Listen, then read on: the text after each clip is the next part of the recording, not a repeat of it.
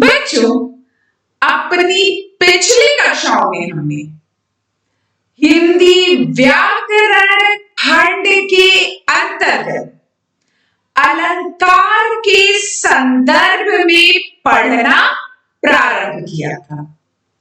अलंकार का शाब्दिक अर्थ होता है आभूषण।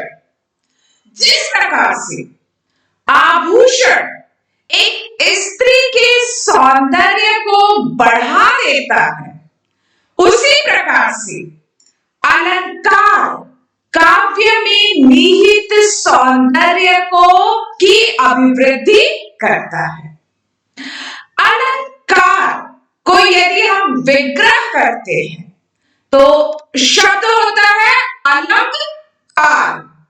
अलंग का अर्थ होता है भूषण या सजावट, कार का अर्थ है करने वाला। अर्थात कविता के सौंदर्य में अभिवृद्धि करने वाले तत्वों को अलंकार कहते हैं। कविता में कभी शब्दों के द्वारा उसके सौंदर्य को बढ़ाया जाता है और कभी अर्थ के द्वारा उसके सौंदर्य को बढ़ाया जाता है। इस आधार पर अलंकार के दो भेद होते हैं, शब्दालंकार और अर्थालंकार। शब्दालंकार जब विशिष्ट शब्दों के माध्यम से कविता में सौंदर्य उत्पन्न किया जाता है तो वहां पर शब्दालंकार होता है। शब्दालंकार के तीन भेद होते हैं, अनुप्रास अलंकार, यमक अलंकार और श्लेष अलंकार। अनुप्रास अलंकार जब किसी व्यंजन वर्ण की आवृत्ति एक निश्चित क्रम में प्रस्तुत होती है तो बस वहां पर अनुप्रास अलंकार होता है। अर्थात जब कोई भी काव्य बनती है उसमें किसी भी व्यंजन वर्ण की आवृत्ति एक निश्चित क्रम में होती है तो वहां पर अनुप्रास अलंकार होता है। यमक अलंकार जब किसी शब्द की आवृत्ति एक से अधिक बार होती है और हर बार उस शब्द का अर्थ बदल जाता है तो वहां पर यमक अलंकार होता है। श्लेष अलंकार जब किसी शब्द के एक से अधिक अर्थ निकलते हैं तो वहां पर श्लेष अलंकार होता है। ये शब्दालंकार के तीन भेद हैं।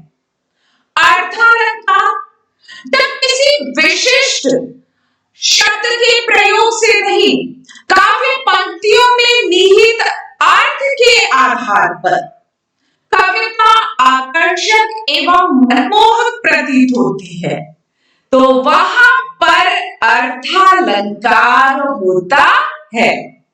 अर्थालंकार के पांच भेद हैं, उपमा अलंकार, रूपक अलंकार, उत्प्रेक्षा अलंकार, मानवीकरण, अतिशयोक्ति अलंकार। उपमा अलंकार जब उपमेय की उपमान से तुलना की जाती है, उपमेय अर्थात जिसकी तुलना हो रही है, उपमान जिससे तुलना हो रही है, वहां पर उपमा अलंकार होता है। उपमा अलंकार के चार तत्व होते हैं, उपमेय, उपमान, वाचक शब्द, साधारण धर्म। उपमेय जिसकी तुलना हो रही है, उपमान जिससे तुलना हो रही है, साधारण धर्म जिस संदर्भ में तुलना की जा रही है और वाचक शब्द जिस शब्द से दोनों की तुलना की जा रही है। स्पष्ट हो गया? एक बार हम अर्थालंकार को देख लेते हैं, फिर हम आगे पढ़ना प्रारंभ करेंगे। अर्थालंकार, अर्थ को अलंकृत करने वाले या चमत्कृत करने वाले अर्थालंकार कहलाते हैं। अर्थात जहां सौंदर्य अथवा चमक का विशिष्ट शब्द प्रयोग पर आश्रित न होकर अर्थ की विशिष्टता के कारण आया हो वहां अर्थालंकार होता है। यदि इसको सामान्य शब्दों में कहें तो जब अर्थ के द्वारा काव्य के सौंदर्य में वृद्धि होती है तो वहां पर अर्थालंकार होता है। जैसे मखमल के झूले पड़े हाथी सा टीला। इस काव्य पंक्ति में कवि ने वसंत ऋतु के आगमन पर शोभा और सज धज का वर्णन महंत की सवारी के साथ करते हुए काव्य में सौंदर्य तथा चमत्कार उत्पन्न किया है। स्पष्ट हो गया इतना?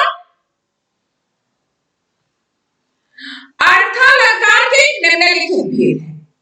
उपमा अलंकार, रूपक अलंकार, उत्प्रेक्षा अलंकार, अतिशयोक्ति और मानवीकरण। ठीक है। उपमा अलंकार अत्यधिक समानता के कारण बिल्कुल अलग होते हुए भी जहां एक प्राणी या एक वस्तु या प्राणी की तुलना दूसरी किसी प्रसिद्ध वस्तु या प्राणी से की जाती है वहां उपमा अलंकार होता है। उपमा अलंकार में 4 तत्वों को ध्यान में रखा जाता है। उपमेय, जिसकी उपमा दी जाए, उपमा जिससे उपमेय की तुलना की जाए, साधारण धर्म, उपमेय और उपमा का परस्पर गुण जिस संदर्भ में दोनों की तुलना की जा रही है, और वाचक शब्द जिन शब्दों की सहायता से तुलना की जाती है, जैसे सा, सी, तुल्य, सम, सरिस, के समान इत्यादि। जैसे सीता का मुख चंद्रमा के समान सुंदर है, के समान शब्द का प्रयोग हुआ है तो क्या हो गया? उपमा अलंकार। उपमेय क्या है? सीता का मुख। उपमा क्या है? चंद्रमा। साधारण धर्म क्या है? सुंदर। और वाचक शब्द क्या है? समान। दूसरा उदाहरण देखिए, बरस रहा है रवि अनल, भूतल तवासा जल रहा। उपमेय क्या हो गया? भूतल। उपमा तवा। साधारण धर्म जलना, और वाचक शब्द क्या है? सा। ठीक है, स्पष्ट हो गया बच्चों? और दूसरा उदाहरण भी देख लेते हैं। हाय फूल सी कोमल बच्ची हुई राख की ढेरी। उपमेय क्या है? बच्ची। उसकी तुलना की जा रही है किससे? फूल से। उपमा क्या होगा? फूल। साधारण धर्म क्या है? कोमलता। फूल की कोमलता और बच्ची की कोमलता की तुलना की जा रही है। और वाचक शब्द क्या है? सी। दूसरा उदाहरण देख लीजिए, हरिपद कोमल कमल से। उपमेय क्या है? हरिपद। उपमा क्या है? कमल। साधारण धर्म क्या है? कोमल। और वाचक शब्द क्या है? से। ठीक है, स्पष्ट हो गया बच्चों? तो जब उपमेय की उपमा से तुलना की जाती है वाचक शब्दों के द्वारा तो वहां पर उपमा अलंकार होता है। इसके बाद आपका आता है रूपक अलंकार।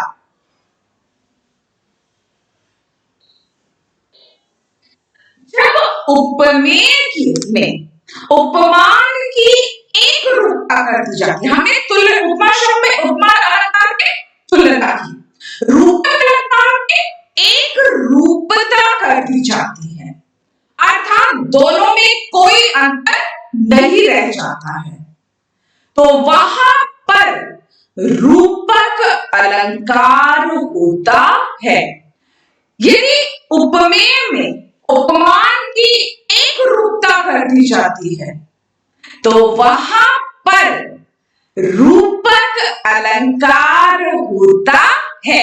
जैसे चरण, कमल, बंदौ, हरिराई।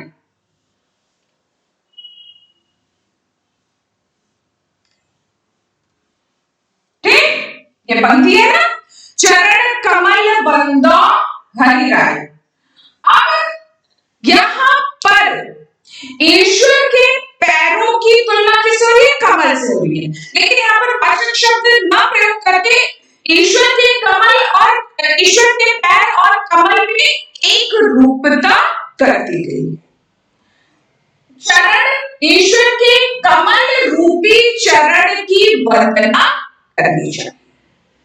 यही कहा जा रहा है कि ईश्वर के कमल के समान पैरों की वंदना करनी चाहिए। तो यहाँ पर के समान शब्द का प्रयोग होता, लेकिन नहीं हो रहा है। यहाँ पर दोनों में एक रूपता कर दी गई है, अभेद आरोप कर दिया जाता है, अर्थात दोनों में कोई अंतर नहीं रह जाता है। जब उपमेय और उपमान में का अभेद आरोप कर दिया जाता है, अर्थात दोनों को एक रूप में मान लिया जाता है, तो वहां पर रूपक अलंकार होता है। देख लेते हैं।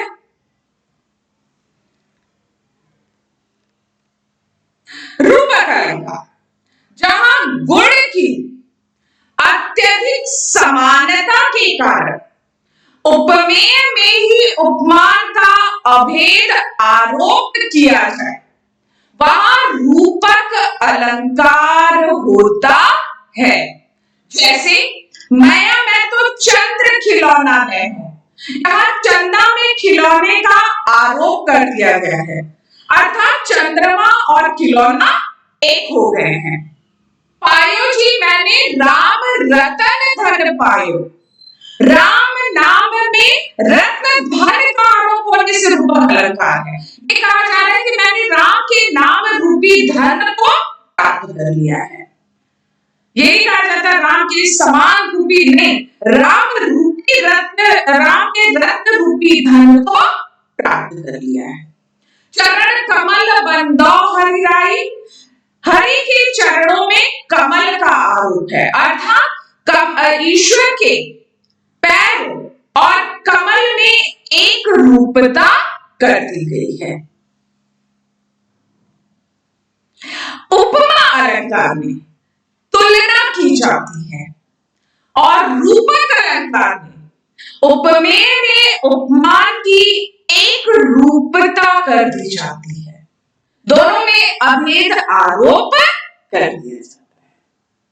स्पष्ट हो गया बच्चों? उपमा अलंकार और रूपक अलंकार स्पष्ट हो गया है। आगे देख लेते हैं। इसके बाद आपका आता है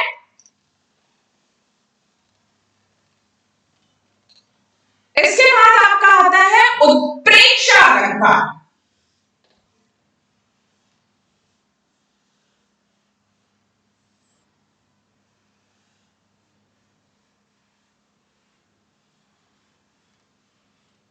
उत्प्रेक्षा अलंकार, जब उपमेय में उपमान की संभावना की जाए, वहां पर उत्प्रेक्षा अलंकार होता है।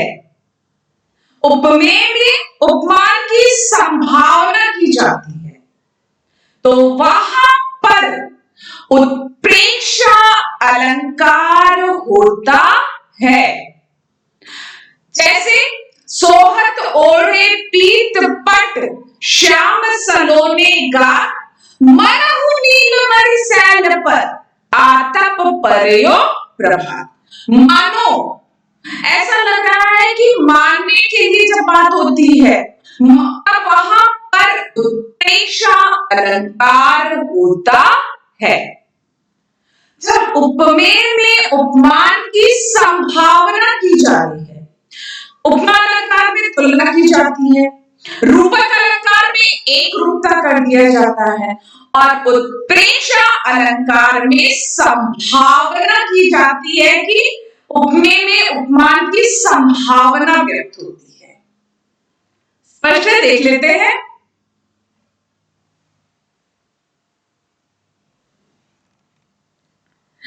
जहां उपमेय में उपमान की संभावना होती है वहां उत्प्रेक्षा अलंकार होता है।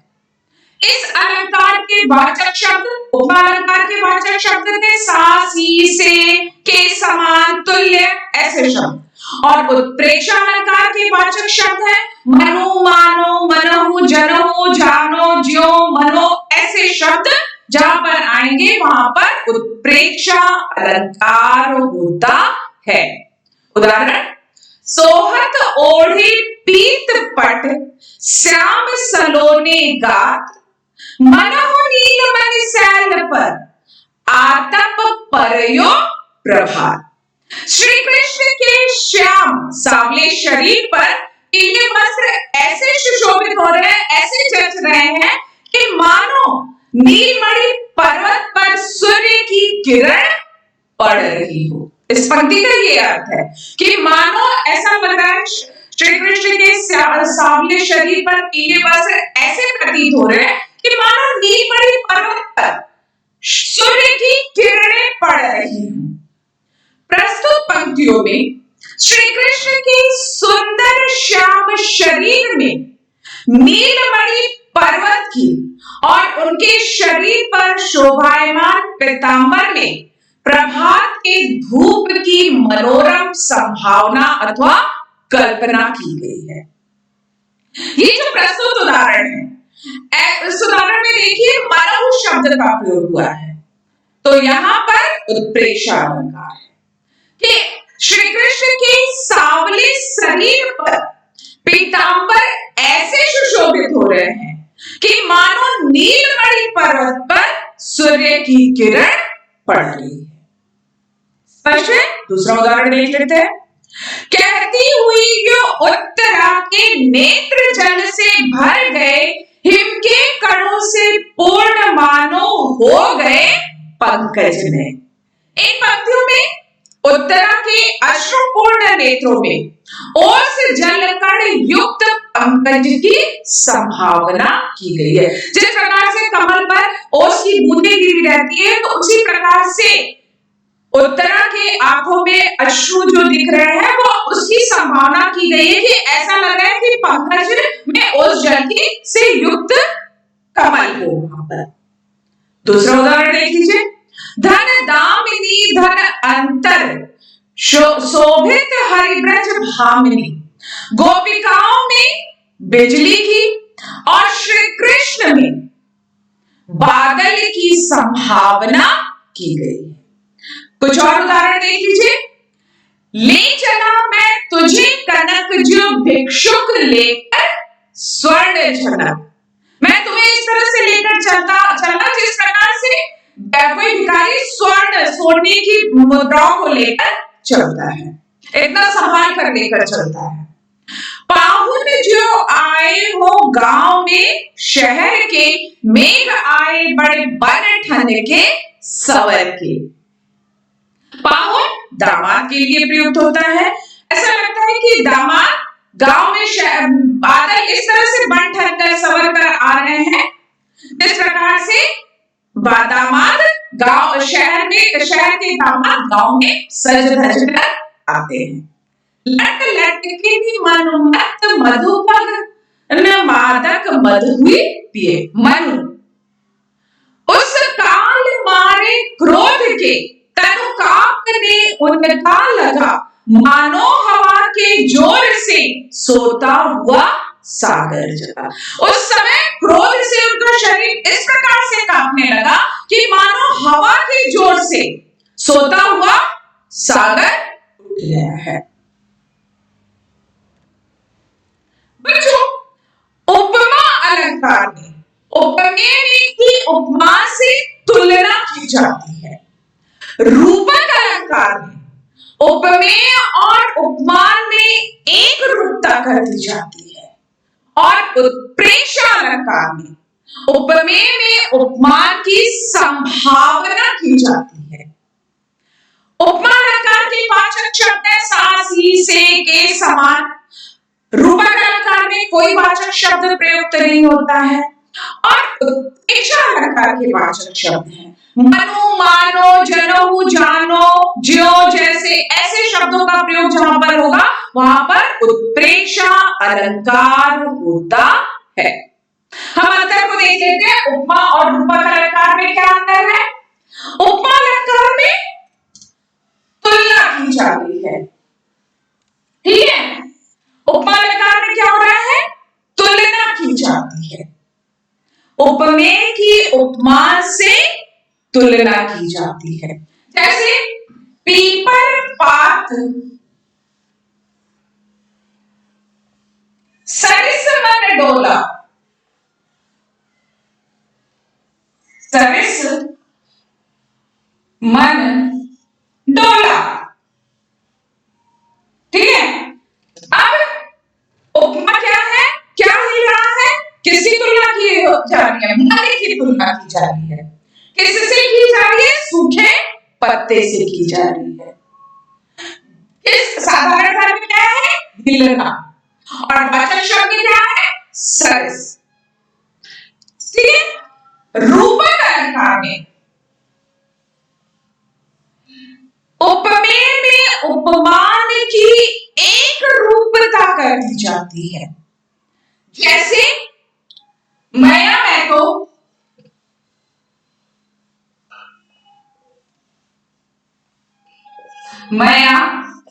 तो चंद्र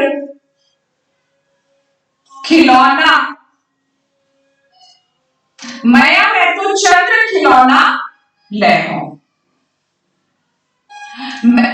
यहां पर श्री कृष्ण माता यशोदा से कह रहे हैं कि वह चंद्रमा रूपी खिलौना लेंगे।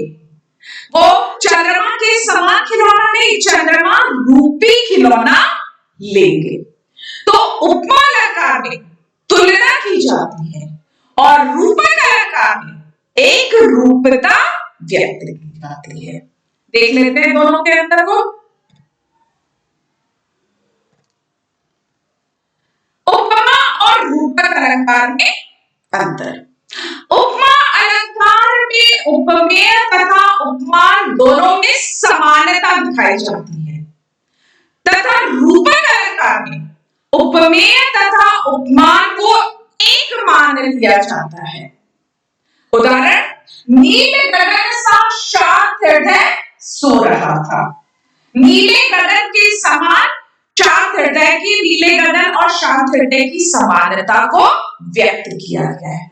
रूपक अलंकार, पायो जी मैंने राम रतन धन पायो।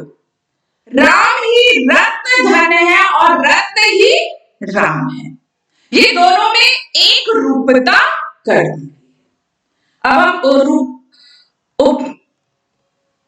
उपमा और उत्प्रेक्षा अलंकार में अंतर को देख लेते हैं। उपमा और उत्प्रेक्षा अलंकार में अंतर।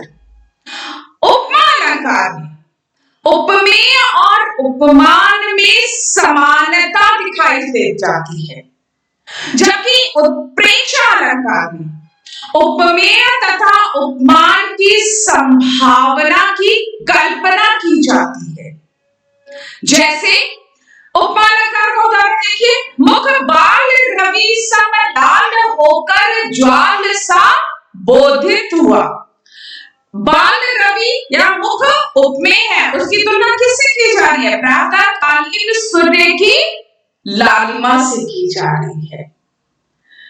किसकी तुलना? मुख की तुलना की जा रही है किससे? प्रातःकालीन सूर्य की लालिमा से की जा रही है। उत्प्रेक्षा अलंकार देख लीजिए, अरुण कांति वाला मुख मानो प्रातःकालीन सूर्य हो। मानो, यहां अरुण मुख में प्रातःकालीन अरुणिमा सूर्य की कल्पना की गई।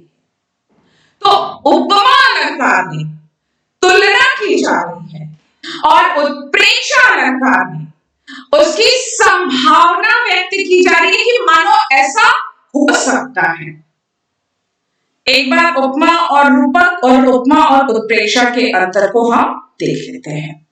उपमा अलंकार में क्या अंतर होता है? उपमा अलंकार में उपमेय तथा उपमान दोनों में समानता दिखाई देती है, जबकि रूपक अलंकार में उपमेय तथा उपमान को एक मान लिया जाता है, दोनों में कोई अंतर नहीं रह जाता है। उदाहरण भी है, नील गगन के साथ शांत हृदय सो रहा था। नील गगन और शांत हृदय में समानता बताई जा रही है। रूपक अलंकार, पायो जी मैंने राम रतन धन पायो, मैंने राम के नाम रूपी रत्न धन को पा लिया है। ठीक है, यही कहा जाता है राम के समान रत्न रूपी धन को, नहीं राम और ही रत्न धन है और रत्न ही राम है, दोनों में एक रूपता कर दी गई है। उपमा और उत्प्रेक्षा अलंकार में, उपमा अलंकार में उपमेय और उपमान में समानता दिखाई जाती है, जबकि उत्प्रेक्षा अलंकार में उपमेय में उपमान की संभावना की कल्पना की जाती है। जैसे उपमा अलंकार का उदाहरण है, मुख बाल रवि सब लाल होकर ज्वाल सा बोधित हुआ। यहां पर मुख उपमेय है और उसकी लालिमा की समानता की तुलना किससे की जा रही है? प्रातःकालीन सूर्य से की जा रही है। प्रातःकालीन सूर्य क्या होगा? उपमान हो गया। दोनों में की समानता की जा रही है, सम शब्द का प्रयोग हुआ है ना, तो यहां पर क्या है? उपमान अलंकार। उत्प्रेक्षा अलंकार, अरुण कांति वाला मुख मानो प्रातःकालीन सूर्य है। यहाँ अरुण मुख में प्रातःकालीन अरुणिमा सूर्य की कल्पना की गई है, तो यहां पर क्या हो गया? उत्प्रेक्षा। स्पष्ट हो गया बच्चों? बच्चों, उपमा अलंकार में उपमेय जिससे तुलना हो रही है, उपमान जिससे तुलना हो रही है, साधारण है जिस संदर्भ में तुलना हो रही है, और वाचक शब्द सा सी से के समान का प्रयोग होता है। अर्थात दोनों की तुलना की जा रही है कि दोनों एक समान होते हैं। ठीक है, तुलना हो रही है कि सीता का मुख चंद्रमा के समान सुंदर है। चंद्रमा उपमान, किसकी तुलना हो रही है? सीता के मुख की तुलना हो रही है, तो सीता का मुख क्या हो गया? उपमेय हो गया। किससे तुलना हो रही है? चंद्रमा से तुलना हो रही है। साधारण धर्म क्या हुआ? किस संदर्भ में तुलना की जा रही है? दोनों की क्या समान परस्पर समान गुण आए? सुंदरता आया, और वाचक शब्द क्या है? एक समान। तो यहां पर क्या हो गया? उपमा अलंकार। रूपक अलंकार, उपमेय में उपमान की एक रूपता कर दी जाती है, अर्थात दोनों में कोई अंतर नहीं रह जाता है। जैसे हमने उदाहरण देखा था, चरण कमल बंदो हरि राय। चरण कमल ईश्वर हरि के कमल रूपी पैर, ये नहीं कहा जा रहा है कि समान पैर, कमल के समान पैर नहीं कहा जा रहा है। चरण कमल दोनों को एक रूपता कर दिया गया है कि ईश्वर के पैर कमल के ही है, या कमल ही ईश्वर का पैर है, इतने कोमल कि दोनों में क्या किया गया है? एक रूपता कर दी गई है। तो वहां पर क्या अलंकार हुआ? रूपक अलंकार। उत्प्रेक्षा अलंकार, उपमेय में उपमान की संभावना की जाती है कि मानो ऐसा हो सकता है। यही कहा जा रहा है कि तुलना भी नहीं हो रही है, एक रूपता भी नहीं हो रही है, तुलना में एक दूसरे की समानता को बताया जा रहा है। रूपक अलंकार में उपमेय में उपमान की एक रूपता कर दी जाती है, लेकिन उत्प्रेक्षा अलंकार में संभावना व्यक्त की जा रही है, कल्पना की जा रही है कि मानो ऐसा हो सकता है। मनहु नीलमणि सैल पर आत्म प्रभात, सोहत ओढ़े पीत पट श्याम सलोने घात मनहु नीलमणि सैन पर आतप परयो प्रभात। श्री कृष्ण के सांवले शरीर पर पीले वस्त्र ऐसे शोभायमान हो रहे हैं मानो नीलमणि पर्वत पर सूर्य की किरणें पड़ रही हैं। तो यहां पर क्या किया गया है? संभावना व्यक्त की गई है कि मानो ऐसा हो सकता है कि नीलमणि पर्वत पर सूर्य की किरण पड़ रही है, ये संभावना व्यक्त की गई है। स्पष्ट हो गया? एक बार हम तीनों के उदाहरणों को देख लेते हैं ताकि उपमा, रूपक और उत्प्रेक्षा अलंकार को और अधिक स्पष्टता से समझा जा सके। ठीक है, सबसे पहले उपमा अलंकार का उदाहरण देख लेते हैं। हरिपद को विमल कमल से, उपमेय क्या होगा? हरिपद, हरि के पैर, उपमा क्या है? कमल, साधारण धर्म क्या है? कोमल, और वाचक शब्द क्या है? के, से। ठीक है, दूसरा उदाहरण भी है। हर फूल सी कोमल बच्ची हुई राख की देवी थी। बच्ची की तुलना किससे की जा रही है? फूल से की जा रही है, और किस संदर्भ में? कोमलता के संदर्भ में। और वाचक शब्द क्या है? सी। रूपक अलंकार का उदाहरण देख लीजिए। माया में तो चंद्र खिलौना है, चंद्रमा रूपी खिलौना को लूंगा।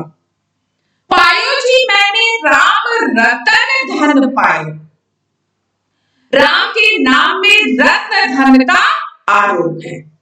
चरण कमल बंदा हरि राय, हरि के चरणों में कमल का आरोप है। उत्प्रेक्षा अलंकार, कहती हुई यो उत्तरा के नेत्र जल से भर गए, हिम के कणों से पूर्ण मानो हो गए पंकज में। उत्तरा के अश्रुपूर्ण नेत्रों में उस जलकर युक्त पंकज की संभावना की गई है। उस काल मारे क्रोध के तनु कांपने उनका लगा, मानो हवा के जोर से सोता हुआ सागर जला। उस समय क्रोध के से उनका शरीर ऐसे कांपने लगा कि मानो हवा के जोर से सोता हुआ सागर जल गया। ये किसका उदाहरण है? उत्प्रेक्षा। उपमा अलंकार में वाचक शब्द क्या है? सा, सी, सरिस, सम। जैसे सीता का मुख चंद्रमा के समान, समान, ये सारे शब्द किसमें आएंगे? उपमा अलंकार में। रूपक अलंकार में एक रूपता की जाती है तो वहां पर कोई भी वाचक शब्द नहीं आता है। उत्प्रेक्षा अलंकार में मनो, मानो, मनहु, जनहु, जानो, ज्यो ऐसे शब्दों का प्रयोग किया जाता है उत्प्रेक्षा अलंकार में। स्पष्ट हो गया जो है कि अर्थ अलंकार के कई भेद हैं। उपमा अलंकार, रूपक अलंकार, उत्प्रेक्षा अलंकार, अतिशयोक्ति और मान। उपमा अलंकार में उपमेय में उपमान, उपमेय की उपमान से तुलना की जाती है। रूपक अलंकार में उपमेय और उपमान में एक रूपता कर दी जाती है, और उत्प्रेक्षा अलंकार में उपमेय में उपमान की संभावना व्यक्त की जाती है कि मानो ऐसा हो सकता है। ये अंतर तीनों में होता है। हमने उदाहरण भी देखा, सीता का मुख चंद्रमा के समान सुंदर है। तुलना हो रही है किसकी? सीता के मुख की, किससे? चंद्रमा से। किस संदर्भ में? सुंदरता के संदर्भ में। यहां पर क्या हो गया? उपमान। एक रूपता के लिए फिर एक अनेक रूपता होता है तो वहां पर क्या हो जाता है? रूपक अलंकार। जैसे माया में तो चंद्र खिलौना है, मैं चंद्रमा रूपी खिलौना लूंगा। मैं चंद्रमा को और खिलौने में एक रूपता व्यक्त कर दी गई है कि चंद्रमा ही खिलौना है। तो यहां पर क्या हो गया है? रूपक अलंकार। जहां पर संभावना व्यक्त की जाती है कि मानो ऐसा हो सकता है, उस काल मारे क्रोध के तनु कांपने, उस काल लगा मानो हवा के जोर से सोता हुआ सागर चला। कि मानो हवा के जोर से सोता हुआ सागर उठ गया। कब? उस समय जब क्रोध से उसका शरीर कांपने लगा, तो ऐसा लगा मानो हवा के जोर से सोता हुआ सागर उठ गया है। तो यहां पर क्या हो गया? उत्प्रेक्षा। उपमा अलंकार, रूपक अलंकार और उत्प्रेक्षा अलंकार में अंतर आपको स्पष्ट हो गया होगा। उपमा अलंकार में समानता व्यक्त की जाती है कि मानो ऐसा हो सकता है, ठीक है। रूपक अलंकार में एक रूपता कर दी जाती है, अर्थात दोनों में कोई अंतर नहीं होता है। और उत्प्रेक्षा अलंकार में संभावना व्यक्त की जाती है। आप जब भी अलंकार को देखेंगे तो ये ध्यान रखिएगा कि उपमा अलंकार में वाचक शब्द क्या है? सा, सी, के, समान, तुल्य, सरिस, ऐसे शब्दों का प्रयोग होता है, तो वहां पर उपमा अलंकार होता है। रूपक अलंकार में कोई भी वाचक शब्द का प्रयोग नहीं होता है। और उत्प्रेक्षा अलंकार में मनु, मानो, मनहु, जनहु, जो ऐसे शब्दों का प्रयोग होता है। ले चला मैं तुझे कनक ज्यो भिक्षुक लेकर स्वर्ण झड़क ज्यो। तो कौन सा अलंकार हुआ? उत्प्रेक्षा अलंकार। मुख बाल रवि सब लाल होकर ज्वाल सा बोधित हुआ। सम कौन सा अलंकार हुआ? उपमा अलंकार। बच्चों स्पष्ट है कि आपको उपमा, रूपक और उत्प्रेक्षा में अंतर समझ में आ गया। आज आप पीडीएफ के माध्यम से भेजे गए अलंकार संबंधी कार्य को अपनी हिंदी ब की उत्तर पुस्तिका में स्पष्ट एवं सुंदर अक्षरों में पूर्ण करेंगे। अलंकार के शेष भाग को हम अपनी आने वाली कक्षा में पूर्ण करेंगे। तो आज की कक्षा को अब मैं यही पूर्ण विराम देती हूं। जय हिंद, जय भारत।